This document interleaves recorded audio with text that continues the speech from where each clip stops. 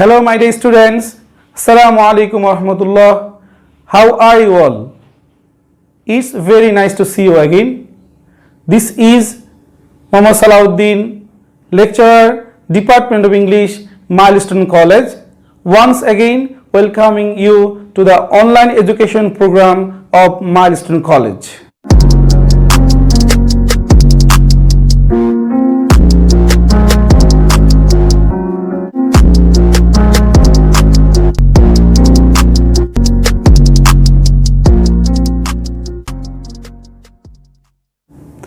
Dear learners, today I invite all of you to a very interesting lesson named Imaginary Travel from Unit 11, Lesson 3 of your English for Today book. Today, part 2 or the last part of the passage. প্রিয় ছাত্ররা, তোমরা জানো আমাদের আজকের এই প্যাসেজটি মূলত নেওয়া হয়েছে তোমাদের English first paper English for today বইয়ের ইউনিট 11 লেসন 3 থেকে এবং এই লেসন 3 প্যাসেজটি মূলত নেওয়া হয়েছে তোমরা আরও জানো যে জোনাথন সুইফটের লেখা ওয়ার্ল্ড ফেমাস একটি স্যাটারিক্যাল নোভেল গালিভার্স ট্রাভেল এর যে ইমাজিনারি ভয়েসগুলো আছে বা ইমাজিনারি ট্রাভেলগুলো আছে সেই ট্রাভেলগুলোর মধ্যে একটি ট্রাভেল হলো এ ভয়েস টু লিলিপুট, সেখান থেকে এই অংশটি নেওয়া হয়েছে। তো আমরা আমাদের এর আগের লেকচারটিতে আমরা এই প্যাসেজের সাথে রিলেটেড যে টার্মগুলো আছে যেমন ইমাজিনারি ট্রাভেল কি, স্যাটার কি, এগুলো আমরা আলোচনা করেছি এবং সাথে সাথে আমরা আরও আলোচনা করেছি এই প্যাসেজের সাথে রিলেটেড একটি শর্ট ব্যাকগ্রাউন্ড, যাতে করে তোমাদের এই প্যাসেজের আলোচনাটি বুঝতে সুবিধা হয়। সো তোমরা এই আমাদের আজকের যে প্যাসেজটি আছে এই প্যাসেজটি যদি ভালো করে বুঝতে চাও তাহলে আরেকবার তোমরা সেই ইমাজিনারি ট্রাভেল কি, স্যাটার কি এবং এই প্যাসেজের ব্যাকগ্রাউন্ডটি আমাদের ফার্স্ট লেকচার থেকে দেখে নিতে পারো। তোমাদের জন্য ফার্স্ট লেকচারের ভিডিও লিঙ্কটি কমেন্ট বক্সে দেওয়া হলো। তাহলে চলো আমরা আমাদের মূল আলোচনায় ফিরে যাই। আমরা আজকে প্যাসেজটি দুই ভাগে আলোচনা করব, part A and part B. এবং পার্ট এতে আমরা আলোচনা করব প্রথমেই স্টোরিটা একটু ব্রিফ করব তোমাদের জন্য, এরপরে ওয়ার্ড মিনিংগুলো, ইম্পর্টেন্ট ওয়ার্ড মিনিং যেগুলো আছে সেগুলো আলোচনা করব, এরপরে টেক্সটের সহজ সরল বাংলা অনুবাদ তোমাদের আলোচনা করব যাতে করে তোমরা প্যাসেজটি ভালো করে বুঝতে পারো এবং ফাইনালি প্রত্যেকটি পার্টের যে ফোকাসিং পয়েন্টস অথবা মেইন পয়েন্টসগুলো আছে সেই পয়েন্টসগুলো আমরা আলোচনা করব। So now let's move to the part A. Dear learners, part এ এর মধ্যে এই স্টোরিটির বা ইমাজিনারি ট্রাভেলের স্টোরিটির যে অংশটুকু আমরা পাচ্ছি সেটি মূলত রেল ড্রেসেল, যিনি হলেন এই লিলিপুট এম্পায়ারের principal secretary of private affairs, তার মধ্যে এবং গালিভারের মধ্যে একটি কনভারসেশন। এখানে আমরা দেখতে পাচ্ছি তিনি অর্থাৎ রেল ড্রেসেল গালিভারকে লিলিপুট এম্পায়ারের কিছু ইন্টারনাল বিষয় তার সাথে শেয়ার করছেন। তিনি প্রথমে বলছেন যে লিলিপুট এম্পায়ারের পাশেই যে একটা শক্তিশালী এম্পায়ার রয়েছে ব্লেফুস্কো নামক, তাদের দ্বারা এই লিলিপুট এম্পায়ারটি আক্রান্ত হতে পারে এমন একটি তথ্য দিচ্ছেন। এরপরে তিনি জানাচ্ছেন গালিভারের ব্যাপারে তাদের দেশের মানুষ এবং বিশেষ করে ফিলোসোফার্স অ্যান্ড সায়েন্টিস্টদের কি ধারণা। তারা মনে করেন গালিভার এই প্ল্যানেটের কেউ নন, কারণ এত বড় আকৃতির মানুষ এই প্ল্যানেটে আছে এমন কোনো তথ্য তাদের কাছে নেই।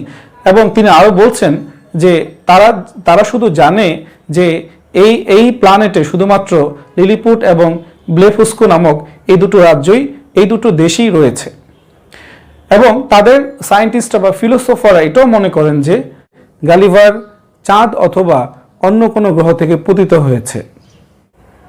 তো মোটামুটি আমরা ফার্স্ট পার্টে গল্পের এই অংশটুকুই আমরা পড়ব। তাহলে চলো আমরা এবার আলোচনা করছি ওয়ার্ড মিনিং। ডিয়ার স্টুডেন্টস, দ্বিতীয় পার্টের গুরুত্বপূর্ণ ওয়ার্ড মিনিং, বাংলা অর্থ এবং মেইন পয়েন্টস। প্রথমেই আমাদের আজকের প্যাসেজের যে অংশটি আছে এর পার্ট এ এর গুরুত্বপূর্ণ শব্দার্থগুলো একটু দেখে নিই। প্রথমেই রয়েছে ইনটেস্টিন মিন্স ইন্টারনাল অর্থাৎ আভ্যন্তরীণ। এরপরে রয়েছে ডিসকোয়েট অর্থাৎ আনরেস্ট অর্থাৎ অস্থিরতা বা উত্তেজনা। এরপর এম্পায়ার মিন্স কিংডম অর্থাৎ রাজ্য সাম্রাজ্য। এফার্ম মিন্স অ্যাশিওর অর্থাৎ নিশ্চিত করা। কনজেকচার মিন্স গেস মানে হলো ধারণা। ডমিনিয়ন মিন্স এম্পায়ার অর্থাৎ সাম্রাজ্য।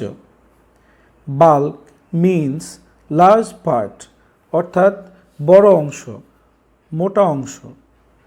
Mortal means bound to die অর্থাৎ যে প্রাণী মৃত্যুবরণ করতে বাধ্য। এবার আমরা এই পার্ট এর টেক্সটটা বাংলা অর্থ সহ পড়ছি। রেল ড্রেসেল গালিভারকে বলছেন, নাও in the midst of this intestine disquiets, we are threatened with an invasion from the island of Blefuscu. অর্থাৎ তিনি বলছেন এখন আমাদের আভ্যন্তরীণ অস্থিরতার মাঝে আমরা আবার হুমকির সম্মুখীন হয়েছি একটি বহিঃশত্রু কর্তৃক আক্রমণের, আর সেটা হলো আমাদের পাশের ব্লেফুস্কু দ্বীপবাসী বা ব্লেফুস্কু সাম্রাজ্যবাসী কর্তৃক। Which is the other great empire, আর এই ব্লেফুস্কু হলো আরেকটা বিশাল সাম্রাজ্য অব দ্য ইউনিভার্স এই পৃথিবীর। Almost as large as powerful as this of his majesty, আমাদের এই সাম্রাজ্যের মতোই প্রায় লম্বা এবং শক্তিশালী। এরপর তোমরা এই অংশটুকুর বাংলা অর্থ একসঙ্গে এখান থেকে দেখে নিতে পারো। এরপর যে টেক্সটটি আছে তা হলো, for as to what we have heard you affirm, আর ওই বিষয়টি যে বিষয়ের ব্যাপারে আপনি আমাদেরকে নিশ্চিত করে বলছেন যে there are other kingdoms and states in the world inhabited by human creatures as large as yourself, আমাদের এই সাম্রাজ্যের বাইরেও আরও অনেক সাম্রাজ্য বা প্রদেশ রয়েছে যেখানে আপনার মতোই এরকম বিশাল আকৃতির মানুষের বসবাস। Our philosophers are in much doubt, আর আমাদের দার্শনিকেরা বা বিজ্ঞানীরা এই ব্যাপারে যথেষ্ট সন্দেহপূর্ণ যে অ্যান্ড উড রাদার কনজেকচার, এবং তারা বরং আপনার ব্যাপারে তাদের ধারণা হলো that you dropped from the moon or one of the stars, আপনি হয়তোবা চাঁদ থেকে পতিত হয়েছেন অথবা অন্য যে কোনো তারকা থেকে বা গ্রহ থেকে পতিত হয়েছেন। এখান থেকে তোমরা পুরো টেক্সটটির বাংলা অর্থ দেখে নিতে পারো।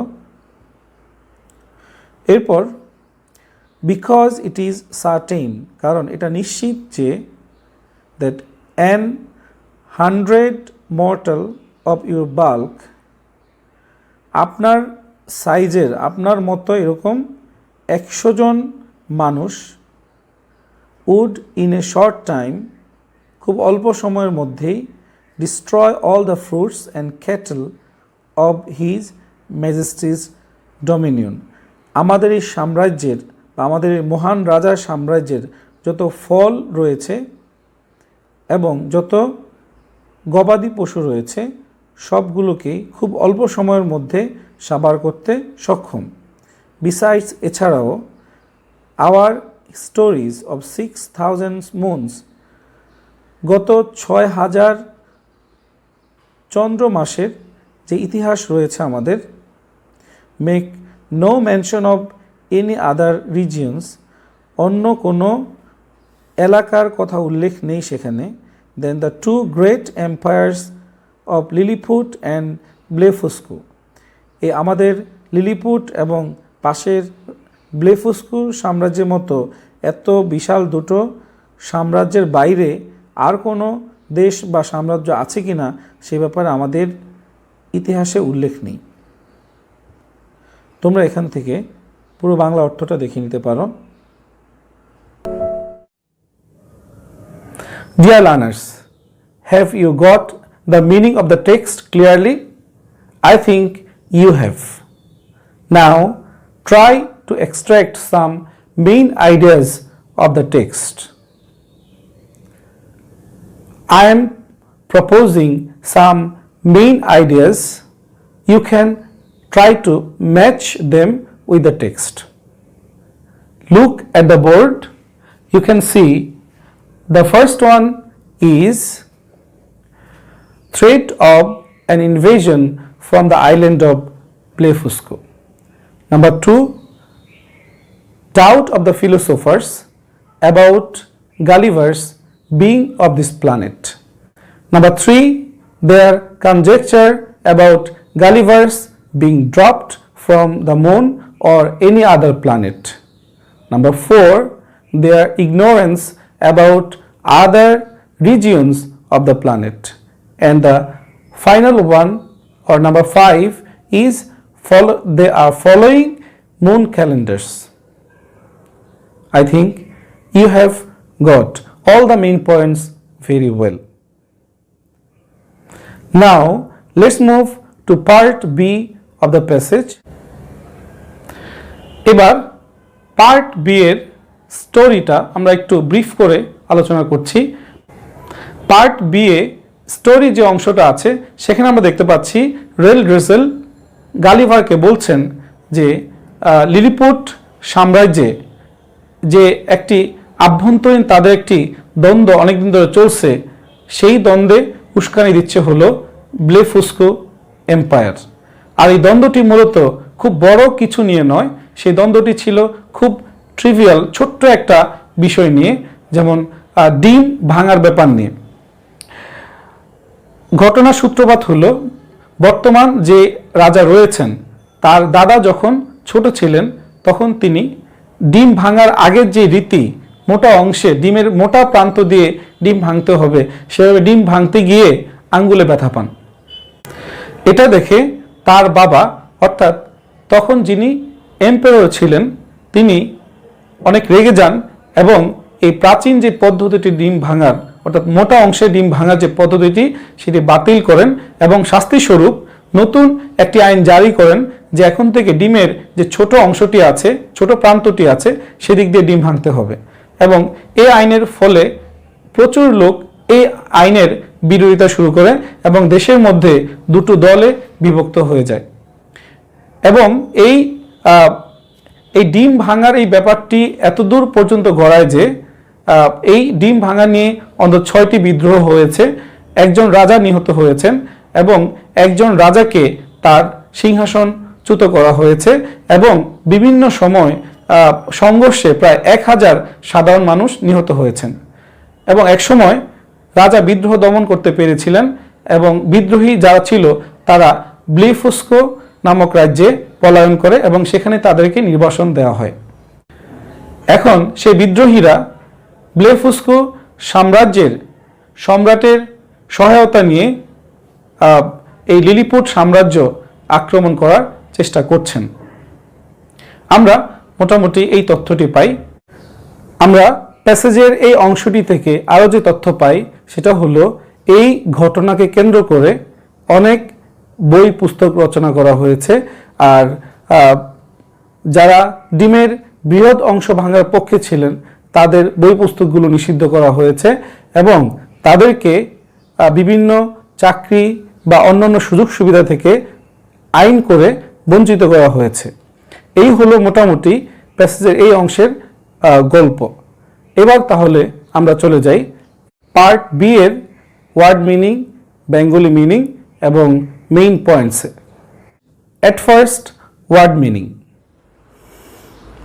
প্রিয় ছাত্ররা, এবার আমরা আমাদের আজকের প্যাসেজটির পার্ট বি এর ইম্পর্টেন্ট ওয়ার্ড মিনিংগুলো জেনে নিব, এরপরে বাংলা অর্থ, এরপরে মেইন পয়েন্টসগুলো জেনে নিব। শুরুতেই ইম্পর্টেন্ট ওয়ার্ডস মিনিং।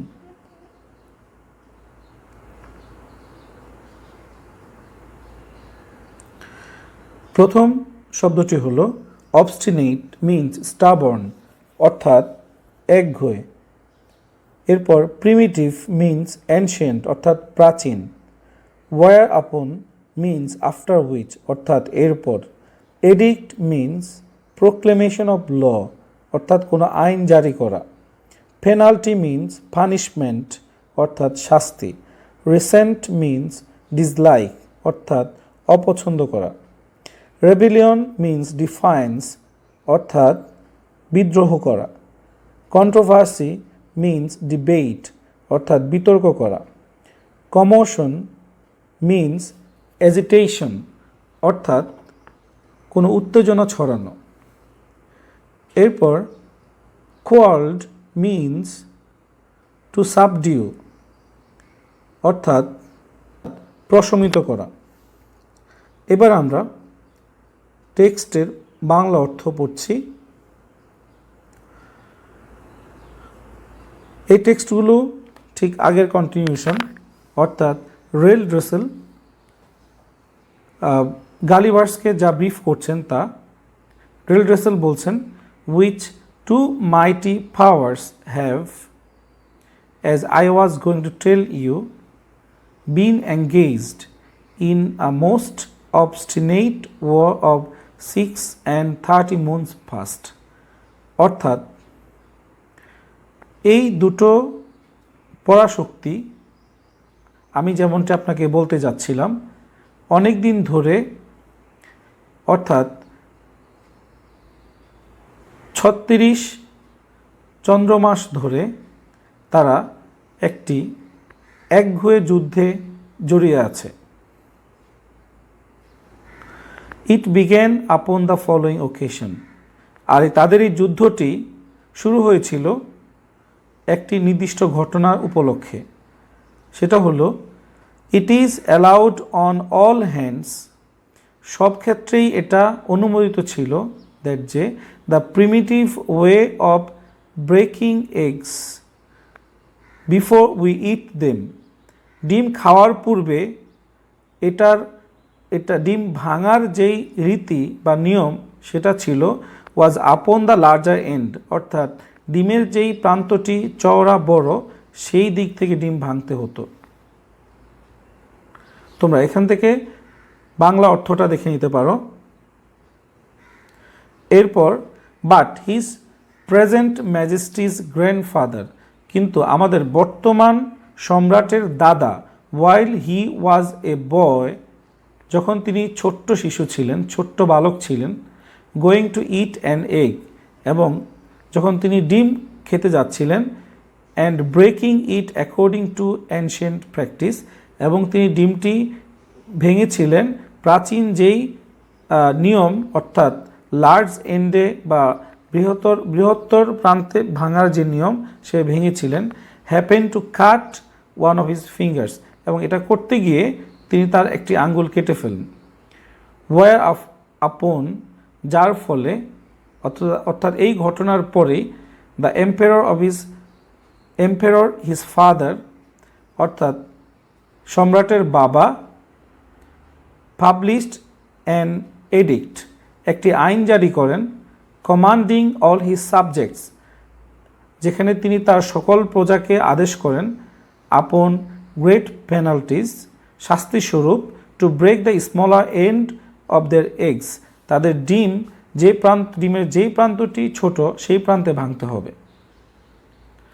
এখানে তোমরা বাংলা অর্থটা দেখে নাও আবারও।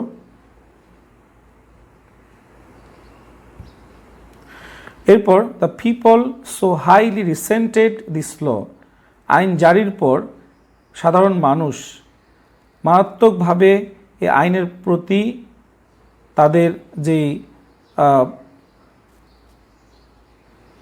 অপছন্দ সেটা তারা ব্যক্ত করে। That our histories tell us, আর আমাদের ইতিহাস বলছে, there have been 6 rebellions raised on that account, সাধারণ মানুষ এতটাই এই আইনের বিরুদ্ধে চলে গিয়েছিল যে প্রায় 6টি বিদ্রোহ হয়েছিল এই ইস্যুকে কেন্দ্র করে। Wherein one empire lost his life and another his crown, আর এই রেবেলিয়নগুলোতে কমপক্ষে একজন সম্রাটের প্রাণহানি হয়েছে এবং অন্য আরেকজন সম্রাট তার সিংহাসন হারিয়েছেন। এখান থেকে বাংলা অর্থটা দেখে নাও আবারও।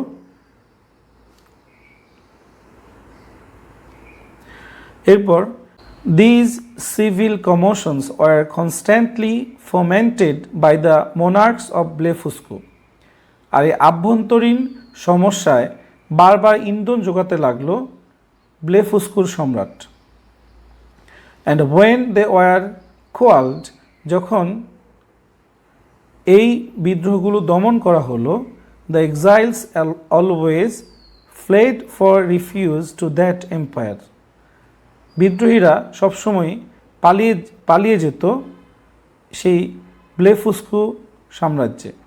ইট ইজ কম্পিউটেড দ্যাট, এটা হিসেব করে দেখা হয়েছে যে 11,000 persons have at several times, প্রায় 11,000 লোক বা 11,000 সাধারণ মানুষ বিভিন্ন সময়ে সাফার্ড ডেথ, এই বিরোধিতাকে কেন্দ্র করে প্রাণ দিতে হয়েছে।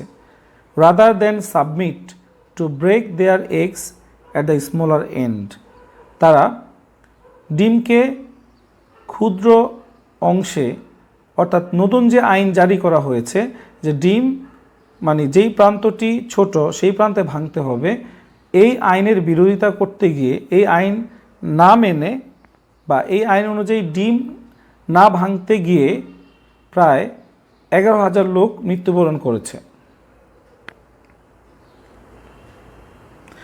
তোমরা এখান থেকে বাংলা অর্থটা আবার দেখে নাও। এরপর many hundred large volumes have been published upon this controversy, অর্থাৎ ডিম ভাঙা নিয়ে যে বিতর্ক তৈরি হয়েছে এর উপর অনেক বড় বড় বই পুস্তক রচনা করা হয়েছে। But the books of the big Indians have been long forbidden, কিন্তু বৃহৎ অংশের পক্ষের লোকদের বইগুলো নিষিদ্ধ করে দেওয়া হয়েছে দীর্ঘ সময় ধরে।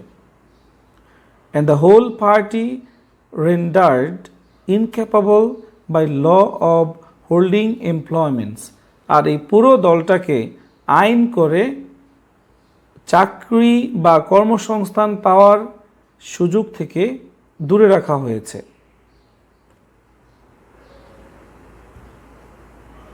তোমরা এখান থেকে বাংলাটা আবার দেখে নিতে পারো।